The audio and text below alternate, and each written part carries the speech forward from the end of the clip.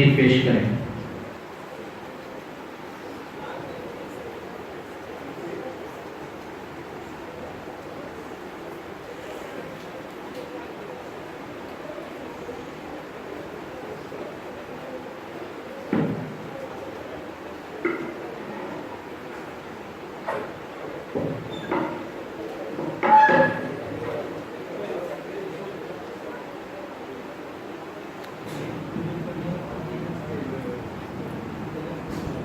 نحمده ونصلي على رسوله الكريم اما بعد.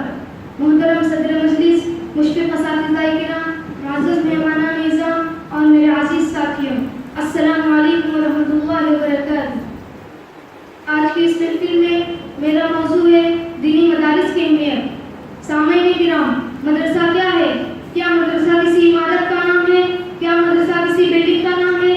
نہیں، مدرسہ وہ کارخانہ ہے، وہ فیکٹری ہے جہاں پر انسانوں کو انسان بنایا جاتا ہے، زندگی گزارنے کا طریقہ سکھایا جاتا ہے، پیدا کرنے والے خالق اور مالک کی پہچان کرائی جاتی ہے اور اس کے دیے ہوئے احکامات کے مطابق زندگی بسر کرنے کا سلیقہ سکھایا جاتا ہے.